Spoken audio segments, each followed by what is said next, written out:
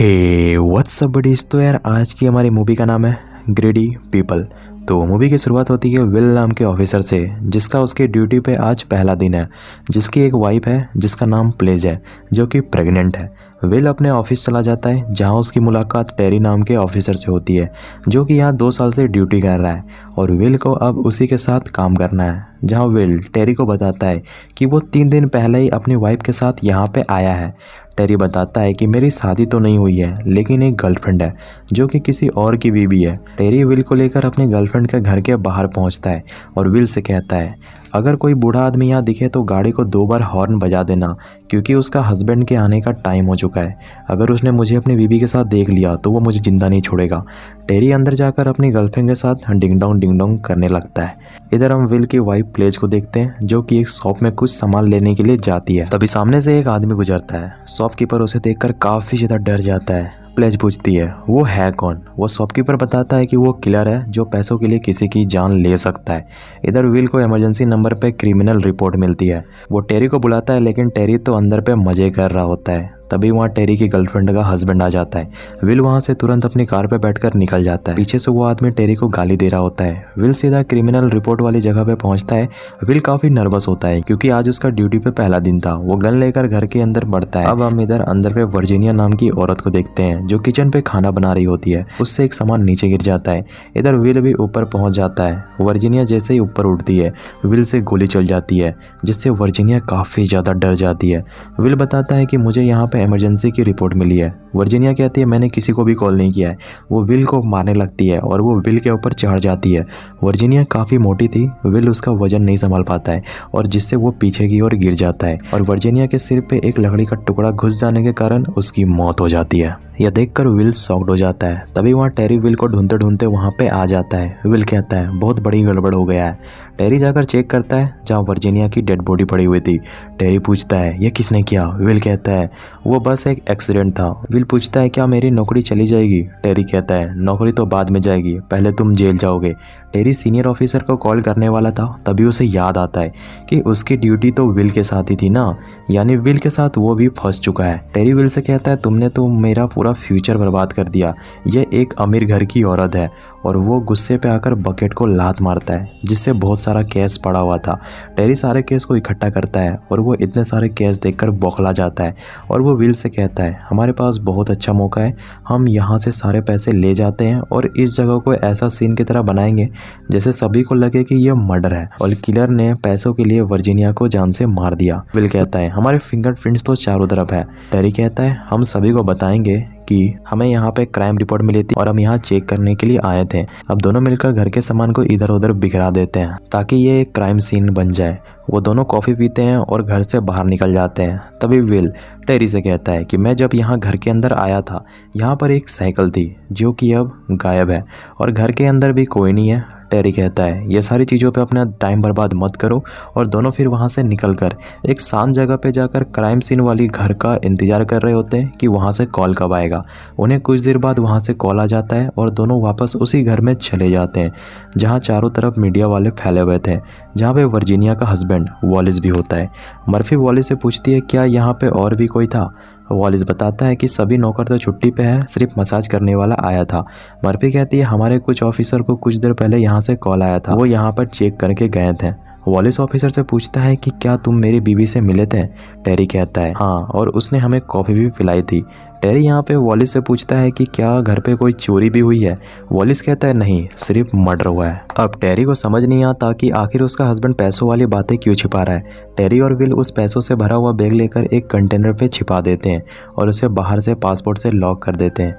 और टेरी कहता है केस ख़त्म होने के बाद हम इस पैसे को आधा आधा बांट लेंगे। अब विल रात पे अपने घर पे आ जाता है और वो खुद को रोक नहीं पाता है और वो सारी बातें अपनी वाइफ प्लेज को बता देता है। लेकिन विल यहाँ पे अपने जगह टेरी को रख देता है और कहता है मर्डर उसने किया है, लेकिन यह एक एक्सीडेंट था, उसने जानबूझकर नहीं किया। प्लेज डर जाती है और कहती है तुम मुझे एक बार टेरी से मिलाओ, मैं समझ जाऊंगी कि वो भरोसे का आदमी है या नहीं। दूसरी तरफ अब हम कित नाम के आदमी को देखते हैं जो कि वर्जीनिया का मसाज करने के लिए आया करता था। हमें उसी दिन का सीन दिखाया जाता है जहाँ कित उसी घर में था जहाँ वर्जीनिया का मर्डर हुआ था और उसने दोनों ऑफिसर को देख लिया था, जहाँ बगल पे वर्जीनिया की लाश पड़ी हुई थी वो चुपचाप खिड़की से बाहर निकलकर अपनी साइकिल लेकर वहाँ से निकल जाता है, यानी वो साइकिल उसी की है। अब विल और टेरी कित से पूछताछ करने के लिए उसके घर जाते हैं। कित दोनों की सारी बातों का झूठ जवाब देता है, लेकिन विल और टेरी को अभी भी यह नहीं मालूम है कि कित उस दिन वहीं पे था। इधर हम वर्जीनिया के हस्बैंड वॉलिस को देखते हैं, जहाँ हमें मालूम पड़ता है कि उसका उसकी असिस्टेंट के साथ चक्कर चल रहा है और वो उसे शादी करने के लिए अपनी बीवी को मारने के लिए एक आदमी को पैसे भी दे दिया था, जो कि उस बकेट पे रखा हुआ था। अब हम उस किलर को देखते हैं जो वॉलिस को वाइफ को मारने के लिए उसके घर जाता है, लेकिन उसकी वाइफ तो पहले से ही मरी हुई थी और उस बकेट पे पैसे भी नहीं थे। मूवी का सीन शिफ्ट होता है प्रेजेंट पे। कोलंबियन वॉलिस को कॉल करके अपने गैरेज पे बुलाता है और कहता है मेरे पैसे कहाँ पे हैं। वॉलिस कहता है मैंने तो वो पैसे वहीं पे रख दिए थे। कोलंबियन बताता है कि मैं जब तक वहाँ पे पहुँचा तुम्हारी बीबी को किसी ने टपका दिया था और पैसे भी वहाँ पे नहीं थे। क्योंकि मेरा बहुत सारा टाइम खराब हुआ इसलिए मेरे पैसे तो चाहिए। वॉलिस काफ़ी कन्फ्यूज होता है और सोच रहा होता है कि आखिर ये चल क्या रहा है और उसे कीथ के ऊपर शक होता है। इधर टेरी पहुँच जाता है विल के घर पे डिनर करने के लिए, जहाँ प्लेज टेरी से पूछती है आखिर तुम्हें पुलिस वाला बनने का इच्छा कब से हुई। टेरी बताता है कि जब मैं बच्चा था एक उसका दोस्त उसे काफ़ी ज़्यादा परेशान करता था, लेकिन वो उसे कुछ कर नहीं सकता था। और टेरी जब बड़ा हुआ और वह पुलिस वाला बना तब उसने अपने दोस्त को सबके सामने कुत्ते की तरह मारा। प्लेज ये सुनकर काफ़ी ज़्यादा डर जाती है। टेरी कहता है पूरे शहर को मालूम है मैं कितना खतरनाक आदमी हूँ, इसलिए कोई भी मुझसे पंगा नहीं लेता। अब काफ़ी रात हो जाती है। टेरी जब अपनी कार निकाल रहा होता है गलती से प्लेज का कुत्ता उसके कार के नीचे आ जाता है और उसकी मौत हो जाती है। प्लेज काफ़ी ज़्यादा रोने लगती है और उसे यह बात हजम नहीं होती। प्लेज रात पे विल से उस लॉकर का पासवर्ड पूछती है ताकि अगर उसे कुछ हो तो वो अपने बेटे का ख्याल रख सके, क्योंकि उसे टेरी की हरकतें कुछ ठीक नहीं लग रही थी। उसे उस पर बिल्कुल भी भरोसा नहीं था। अगले दिन मर्फी दोनों ऑफिसर को बुलाती है और बता कि वॉलिस का कंपनी डूब चुका है, लेकिन वर्जीनिया के नाम पे एक बहुत बड़ा इंश्योरेंस है जिसकी रकम काफ़ी ज़्यादा है, जिससे डायरेक्ट फ़ायदा वॉलिस को होगा। अब विल और टेरी को एक और आदमी से पूछताछ करने के लिए चले जाते हैं। इधर मर्फी को लैब से कॉल आता है कि तुम्हारे दोनों ऑफिसर के फिंगरप्रिंट घर पे मिले। मर्फी कहती है वो वहाँ पे गए थे। लैब वाला कहता है चारों तरफ उनके फिंगरप्रिंट्स पड़े हुए हैं। मर्फी को अब उनके ऊपर शक होने लगता है। वो दोनों ऑफिसर को बुलाती है। टेरिस कहता है वॉलिस का किसी दूसरी लड़की के साथ चक्कर चल रहा है, वही किलर होगा। मर्फी कहती है मैंने सीसीटीवी फुटेज देखा, वो सारे टाइम अपने ऑफिस में था, वो कातिल नहीं है। मर्फी दोनों से पूछती है तुम उस टाइम कहाँ पे थे। टेरी बताता है कि हम उस टाइम दूसरे जगह पे ड्यूटी कर रहे थे। अब इधर हम प्लेज को देखते हैं जो कि एक कॉन्टैक्ट किलर से मिलने जाती है और उसे टेरी की फ़ोटो दिखाकर उसे ठिकाने लगाने के लिए कहती है, क्योंकि वो हमारे लिए खतरा है। वो किलर उसे $50,000 की डिमांड करता है। प्लेज कहती है हो जाएगा। अब प्लेज जाकर उस कंटेनर से सारा पैसा निकालकर उस किलर को देने जा रही होती है।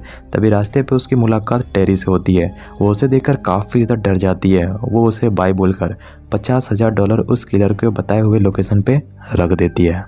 इधर वायलस डेबरा को बताता है कि कल तक अगर मैंने उसे पैसे नहीं दिए तो वो मुझे मार देगा। डेबरा कहती है अगर पैसे कैलेबियन के पास नहीं होंगे तो ज़रूर वो पैसे कित के पास होंगे, क्योंकि उस मर्डर वाले दिन वो वहीं पे था।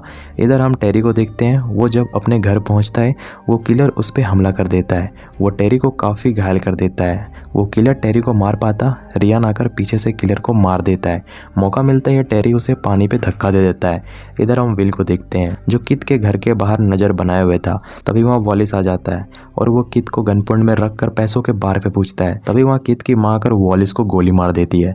तभी डेबरा दोनों माँ बेटों को गोली मार देती है। अब ये देखकर विल काफ़ी ज़्यादा खुश होता है और वो वहाँ से निकल जाता है। और तभी हम वहाँ कोलंबियन को भी देखते हैं और वो भी ये सारी चीज़ें देख रहा होता है। इधर विल पहुँचता है टेरी के पास और उसे सारी बातें बताता है कि हमारा रास्ता अब साफ हो चुका है, कित और वॉलिस मर चुके हैं। टेरी कहता है मुझ पे किसी ने हमला किया था और ज़रूर तुम्ही ने उसे भेजा होगा। टेरी उसे गनपॉइंट में रखता है और उसे ड्राइव करने के लिए कहता है। टेरी को लग रहा होता है कि विल पैसों के लिए उसे मारना चाहता है। वो उसे कंटेनर के पास चलने के लिए कहता है जहां उन्होंने पैसों को छुपाया था। इधर मर्फी भी दोनों को ट्रैक कर रही होती है। इधर दोनों उस कंटेनर पे पहुंच जाते हैं जहां विल जब लॉक को खोलता है वहां पे पैसे नहीं थे। टेरी पूछता है पैसे कहाँ गए, तुमने किसी और को इस जगह के बारे में बताया था क्या। विल कहता है सिर्फ अपनी वाइफ को। टेरी विल को अपनी वाइफ को कॉल करके पैसों के बारे में पूछने के लिए कहता है। विल अपनी बीबी को कॉल करता है और पैसों के बारे में पूछता है। प्लेज बताती है कि वो पैसे मैंने निकाल लिए हैं। मुझे उस किलर टेरी पे बिल्कुल भी भरोसा नहीं है, इसलिए मैंने उसे मारने के लिए एक आदमी को आधे पैसे दे दिए हैं। मोबाइल स्पीकर पे था। टेरी कहता है उस लड़की को मैंने नहीं मारा, विल ने मारा है। मैं तो बस उसे बचा रहा था और वो विल को गोली मार देता है। प्लेज समझ जाती है उसका हस्बैंड मारा जा चुका है और उसे भी मालूम है कि वो भी अब जिंदा नहीं बचेगी। वो एयरपोर्ट की ओर कार से जाने लगती है। तभी रास्ते में टेरी उसे पकड़ लेता है और उसे गन पॉइंट में रखकर कहता है उस लड़की को तुम्हारे हस्बैंड ने मारा है, मैं तो उसे बचा रहा था। तभी पीछे से मर्फी आकर टेरी को सरेंडर करने के लिए कहती है, लेकिन टेरी प्लेज को मारने वाला था। तभी मर्फी उसे गोली मार देती है। अब मूवी का सीन शिफ्ट होता है हॉस्पिटल पे, जहाँ प्लेज ने एक बच्चे को जन्म दिया है। मर्फी प्लेज से सारी बातें पूछती है, लेकिन प्लेज उसे कुछ नहीं बताती है। मर्फी के जाने के बाद प्लेज सारे पैसे लेकर वहाँ से निकलने वाली थी। तभी वहाँ कैलिबियन आकर प्लेज को मारकर पैसे लेकर वहाँ से निकलने लगता है। वो जब लिफ्ट में जाता है वहाँ डेबरा आ जाती है और वो दोनों एक दूसरे को पैसों के लिए गोली मार देते हैं। अब यह मिस्ट्री हमेशा के लिए रह जाती है कि आखिर वर्जीनिया की मौत के बाद उससे जुड़े सभी आदमियों की मौत कैसे हो गई, वर्जीनिया को किसने मारा, और यह केस हमेशा के लिए क्लोज हो जाता है और सच्चाई दब जाती है। और इसी के साथ मूवी यहीं पे डी एंड हो जाती है।